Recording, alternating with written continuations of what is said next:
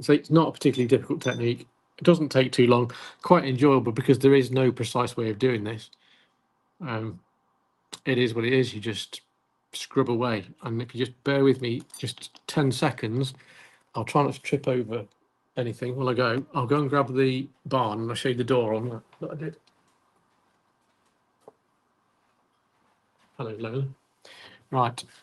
So this is the door on the KX57 barn. So exactly the same technique. I sprayed the doors grey, I think. Grey or white, I can't remember exactly what it was. Yeah, white primer, I think. White primer. Then I put a dark green over the top and then a lighter green. And then at the bottom, we've got probably raw umber, I think, and white and another light grey, just to give it that sort of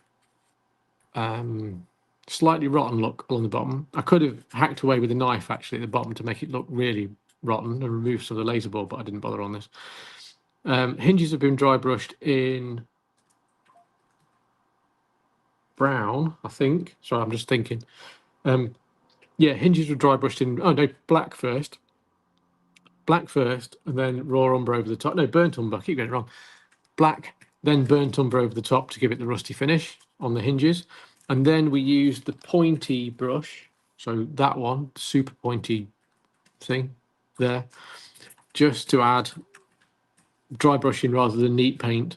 We dry brushed very, very faint amounts of burnt umber again underneath there to give you the bits where the rusty metal pieces of the hinges and what do we call them, the bracketry and all that. Not hinges, are they? That's a sliding door, you fool. We used that to basically just make it look like the rust from the metalwork has stained the wood. Then done the same thing underneath here with a bit, just brushing a bit of darker brown and probably raw umber under there, just to give it a bit of a stain on there, very, very faint. Then grabbed the edge of the tweezers, these here tweezers, and all we did was scrape the top of surface off. So where we painted it grey underneath and then put the greens on top, while it was still, well, not, it hadn't set, it was within an hour of putting the greens on, just scrape some of the surface back to reveal the grey underneath, which gives it more of a scratched look. And we've been able to highlight some of the joints between, in fact, you can probably still scratch at it, yeah, you can. Just to highlight some of the joints between the timbers on there, and done the same on this, on the edge as well. This is just dry brushed with white primer, then greens on the top, then a bit of grey, then a bit more white, just to highlight some of the warm bits. So it works for this technique. It's amazing. It really is. Once you've done one, you think that actually wasn't that bad. It opens up a whole world of stuff, really. And for our laser cut kits that have unpainted timber things in them, like all the laser board windows and things like that, dry brushing is brilliant because you can just give it a coat of paint with a rattle can as your base, and then just dry brush something else over the top, like whites and greys. You get a similar thing. Just bear with me again.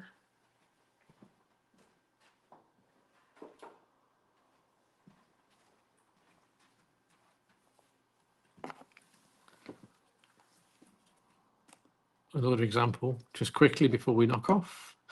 This is the KX100 Roscoe Street Works, and this has had the same thing done. It's painted. This was painted matte black, and all we've done is dry brushed a bit of white, good old burnt umber. Use a lot of burnt umber for where the hinges have stained the doors.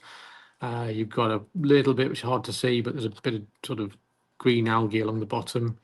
But it's literally 5 minutes to create, just to take the edge off of a plain, simple, pristine door, and do the same on your guttering, the rear doors, same thing.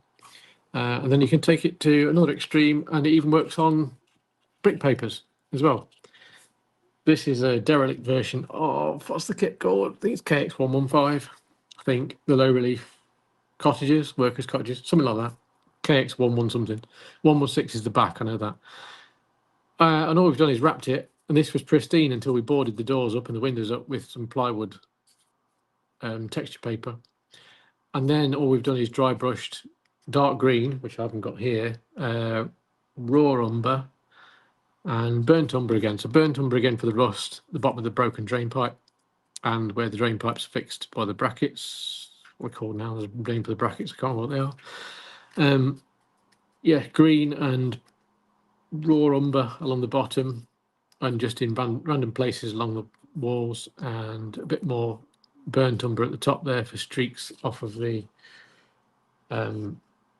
guttering, and the same up here for some of the bits on the side to make that look, what's it, worn and tired, basically, derelict.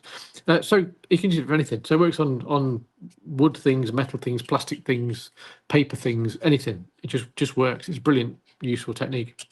So there we go. Hopefully you found that really useful. Thank you.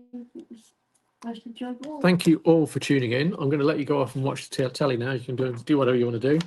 You would like to know when what we're going to do next month. Who? Alan. I don't know. I don't know. I'll think of something. We'll do something else. I quite enjoyed it once we got the gremlins out of the way with the technology. I quite enjoyed it, really. So this here dry brushing sheet is now, if you're in the Railway Modelers app, the RM app, if you're in there, that should now be available in the members perks section. If you're not a member, don't worry, because you tuned in tonight, I'll send you a copy and I'll get Jess to do that tomorrow. It's just a PDF file that you can stick on your tablet. You can print off, do what you like. But you might find it useful, hopefully. It's got lots of tips and stuff on it. It runs through everything we've done tonight, really. Suggestions for colours, suggestions for bits of techniques, and you can keep some notes on it. So there we go. Right. I think that's it. Any final things, or are we done? I think we're right. I'll say good night. Thank you ever so much for watching. Thank you for bearing with us through the technological gremlins at the start. Hopefully it was worth it. Happy dry brushing. See you soon.